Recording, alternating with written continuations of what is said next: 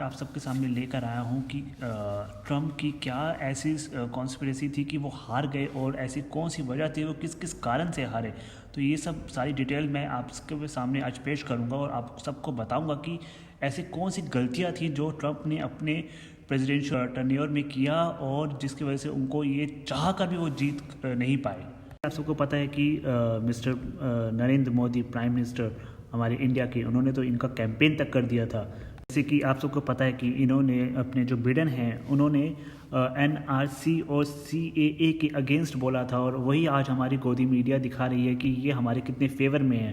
ये देखिए कि ऐसा क्या है कि वहाँ की जो प्रेसिडेंशियल इलेक्शंस इंडिया के लिए इतने इंपॉर्टेंट होते हैं और क्यों वहाँ की हार और जीत इंडिया में इम्पैक्ट पड़ता है।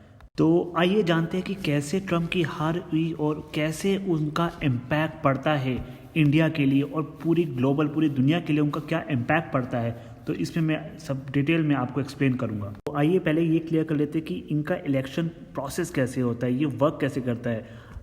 एग्जाम्पल्स के साथ बेसिक आपको बताता हूँ कि अपने इंडिया में हम कैसे फॉलो करते हैं वोटिंग सिस्टम और अमेरिका में कैसे सिस्टम फॉलो किया जाता है। तो पहले आइए देखते हैं कि ये चलता कैसे है। आइए मैं आपको बताता हूँ हम इंडिया में अपना वोट कैसे डालते हैं। हम लोग एक अपने एमपी को चुनने के लिए हम वोट डालते हैं और वो सारे एमपीस जाके एक प्राइम मिनिस्टर को चुनते हैं।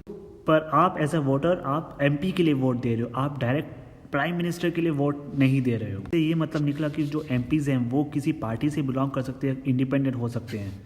क्या मतलब निकला कि आपको सिर्फ एक वोट देना है। बट अमेरिका में इसका बिल्कुल उल्टा होता है। अमेरिका में क्या होता है कि जब आप वोट डालने जाते हो कि आपको 3 बारी वोट देना पड़ता है। हमारे यहाँ पे क्या होता है कि हमें एक बार वोट देना पड़ता है। अमेरिका में क्या होता है कि पहला वोट जो वो देते हैं अमेरिकन, वो देखते हैं कि आपका प्रेसिडेंट कौन होगा। दूसरा वोट आप दोगे उनके रिप्रेजेंटेटिव को आप वोट देते हो उनका दूसरा। ये लोअर हाउस होता है अमेरिका का, जो कि आप इसको इंडिया की लोकसभा से कंपेयर कर सकते हो। और जो इनका तीसरा वोट होता है वो होता है इनके सेनेट के लिए, जो कि अमेरिका में ये उनका अपर हाउस होता है, जिससे आप ये इंडिया के राज्यसभा से आप कंपेयर कर सकते हो। कि मोटा मोटा ये होगी, पहले वोट में क्या करते हैं कि वो प्रेसिडेंट चुनते हैं अमेरिकन, दूसरे वोट में वो क्या करते हैं मेंबर ऑफ लोकसभा, और तीसरे वोट में वो क्या करते हैं मेंबर ऑफ राज्यसभा। ये अमेरिकन इस तरीके से वो सिलेक्ट करते हैं। उन्हें 3 बार वोट दिए डिफरेंट तरीके में। हमारे में क्या होता है, हमें प्राइम मिनिस्टर चुनने के लिए हमें एक बार एक वोट देना होता है। वोटिंग में इंटरेस्टिंग चीज ये है कि आप में क्या है कि तीनों अपने आप वोट से अलग अलग पार्टी के जो कैंडिडेट्स है वो आप सिलेक्ट कर सकते हो। ये फिर कैसे वर्क करता है कि जो आपने पहला वोट दिया प्रेसिडेंट के लिए वो मे बी डेमोक्रेटिक पार्टी से हो सकता है, फिर जो दूसरा वोट दिया वो शायद दूसरी पार्टी से हो सकता है, और जो आपने तीसरा वोट दिया सेनेट के लिए वो शायद किसी और पार्टी से हो सकता है। तो इस तरीके से इनकी यहाँ पे सिस्टम चलता है। में रिपब्लिकन को मेजॉरिटी मिल रही है अभी। इनकी वोटिंग करने का सिस्टम बहुत ही अजीब है, बहुत ही यूनिक है, अटपटा और बहुत अजीब सा लगता है। काउंट करने का सिस्टम है वो बहुत ही इंटरेस्टिंग है, वजह पे खराब भी है। खराब है, मैं आपको अपने आने वाली वीडियो में बताऊंगा कि ये क्यों खराब क्यों है। सिस्टम एक्सप्लेन करता हूँ कि ये है क्या, ये कैसे इनकी वोटिंग सिस्टम होती कैसे अमेरिका में। के साथ समझाना चाहूँगा कि इंडिया में क्या होता है, जब भी आप अपने इंडिया में वोट करते हैं, किसी कॉन्स्टिट्यूंसी में वोट करते हैं, को आप वोट करते हैं और जिस कैंडिडेट को सबसे ज़्यादा वोट मिलता है, सबसे ज़्यादा परसेंटेज ऑफ वोट्स मिलेंगे, वो कैंडिडेट विन कर जाएगा, वो पार्टी विन कर जाएगी, जीता माना जाएगा। तब में क्या होता है, वोटिंग इन तीनों सिस्टम्स के लिए अलग अलग है। हाउस ऑफ रिप्रेजेंटेटिव के लिए बात करते हैं अमेरिका की, होता है कि इंडिया की लोकसभा के जैसे ही काउंटिंग सिस्टम है, बट किसी एक कॉन्स्टिट्यूंसी मेंबर कैंडिडेट के लिए जो बंदे हैं वो वोट करते हैं, सबसे ज़्यादा परसेंटेज ऑफ वोट मिलेगा वो कैंडिडेट विन कर जाएगा। पूरे देश में अमेरिका के 435 है, डिस्ट्रीब्यूट किया है पॉपुलेशन के हिसाब से। जहाँ पे ज़्यादा पॉपुलेशन है वहाँ पे ज़्यादा कॉन्स्टिट्यूंसी है, जैसे कि कैलिफोर्निया में पॉपुलेशन ज़्यादा है तो वहाँ पे ज़्यादा कॉन्स्टिट्यूंसीज है। ये चीज़ बहुत अजीब है अमेरिका में। तो पॉपुलेशन है तो वहाँ पे कॉन्स्टिट्यूंसीज कम होंगी।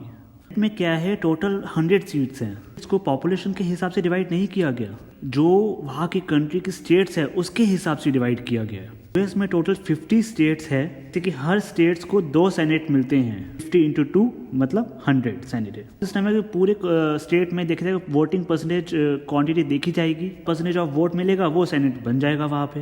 ये तो कुछ इतना मुश्किल नहीं है, बट प्रेसिडेंशियल में जो वोट काउंटिंग का जो सिस्टम है वो थोड़ा बहुत अटपटा सा लगता है। क्यों लगता है, तो प्रेसिडेंशियल वोट काउंटिंग कैसे होती है, इसमें क्या होता है, हर स्टेट को एक फिक्स्ड नंबर ऑफ इलेक्टर्स दिए जाते हैं। हर स्टेट्स को, जिस स्टेट में ज्यादा पॉपुलेशन उसको ज्यादा नंबर ऑफ इलेक्टर्स दिया जाएंगे। पूरे यूएसए में टोटल 538 इलेक्टर्स हैं। इनको इलेक्टर सेलेक्ट करने पड़ते हैं हर एक स्टेट से, उनको मेजॉरिटी मार्क क्रॉस करना पड़ता है कि मेजॉरिटी मार्क होता है 270 इलेक्टर्स। ये मार्जिन क्रॉस कर लिए वो वहाँ का प्रेसिडेंट बन जाता है। प्रॉब्लम कहाँ से स्टार्ट होती है? टेक्स ऑल से स्टार्ट हो जाती है यहाँ से प्रॉब्लम के साथ। मैं आपको बताता हूँ, में 55 इलेक्टर्स हैं। जो लोग हैं, मान लो कि जो बाइडन को उन्होंने 50% वोट दिया और जो ट्रम्प है उसको 49.9% वोट मिलता है। इनके हिसाब से जो बाइडन को ज़्यादा वोट मिले, बट रूल्स इनके ये कहते हैं कि ट्रम्प के उसमें पार्टी के हैं वो सारे के सारे शिफ्ट हो जाएंगे जो बाइडन के पास, सारे जो बाइडन के फेवर पे चले जाएंगे। क्या प्रॉब्लम और क्या दिक्कत आती है? आपको याद होगा कि ट्रम्प ने लास्ट टाइम अपने वोट कैसे जीते थे और कैसे अपना प्रेसिडेंशियल जीता था। इसी ही इलेक्टोरल सिस्टम के चलते ही ट्रम्प ने अपना इलेक्शन जीत लिया था और जो हिलरी क्लिंटन थी वो हार गई थी इसी चक्कर में। ये वहाँ के जो अमेरिका के जो पॉलिटिशियन हैं उनको पता है कि पूरे अमेरिका में किस स्टेट में रिपब्लिकन की ज़्यादा मेजॉरिटी है और कहाँ पे डेमोक्रेटिक की ज़्यादा मेजॉरिटी है। इन लोगों के ये फिक्स एसेट्स बन जाते हैं एक तरीके से। यही कारण है कि इस बार जो इलेक्शन हुआ वो एक सुपर वॉर के तरीके से सबको रिप्रेजेंट किया गया, क्योंकि पहले जो बाइडन थे वो ज़्यादा डिफरेंस से जीत रहे थे, बट बाद में डिफरेंस बहुत ही कम हो गया। जो कि जो बाइडन पहले 8% के हिसाब से के मार्जिन से जीत रहे थे, बाकी बाइडन और ट्रम्प के वोटिंग परसेंटेज का डिफरेंस बहुत कम और बहुत कम मार्जिन से बाइडन जीते हैं। भी एक मैच से कम थ्रिलिंग नहीं था बिल्कुल भी। रिजल्ट के टाइम क्या हुआ है कि जीत रहे थे तो उन्होंने ट्विटर में ये लिख दिया कि स्टॉप द काउंट्स।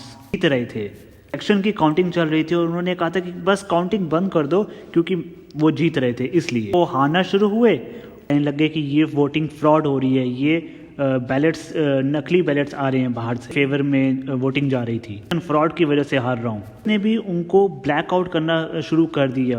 कोई भी उनकी बातों को सीरियस नहीं ले रहा था, ट्रम्प की बातों को। उम्मीद करता हूँ कि अगली बार जब इंडिया में इलेक्शन होंगे इसी ही अच्छी मोरालिटी के साथ ट्विटर इस चीज़ को आगे पब्लिक के सामने रखेंगे। अब ये देखते कि क्या फ़र्क पड़ेगा ग्लोबली जब जो बाइडन प्रेसिडेंट बनेंगे। ऐसा लगता है ये इंडिया के लिए ही अच्छी खबर नहीं होगी, बल्कि ये पूरी दुनिया के लिए अच्छी खबर होगी, क्योंकि ट्रम्प की पॉलिसी थी कि अमेरिकन फर्स्ट, देश सबसे आगे रहना चाहिए। ये सोचना था कि मैं अपने देश को सबसे आगे रखूंगा और दुनिया बाकी जाए भाड़ में, क्योंकि ये पॉलिसी थी कि सब कुछ मेरे देश के लिए किया जाए और ये बाकी का बिल्कुल भी नहीं सोचते थे। पार्टनरशिप खत्म कर दो। इस क्लाइमेट एग्रीमेंट में उन्होंने खत्म कर दिया एग्रीमेंट भी। क्लियर डील हो काउंसिल हो। ट्रम्प ने या तो पीछे हटने की कोशिश करी और कर लिया है, या फिर वीक बनाने की कोशिश की है। वो पॉलिटिशियन को सपोर्ट करना चाहिए जो कि ना कि अब सिर्फ अपने देश के लिए सोचे, जो कि पूरी दुनिया के लिए सोचना चाहिए। देश अपने सिर्फ सेल्फिश बेनिफिट की ही लिए सोचेगा, ऐसे फिर दुनिया नहीं चल पाएगी।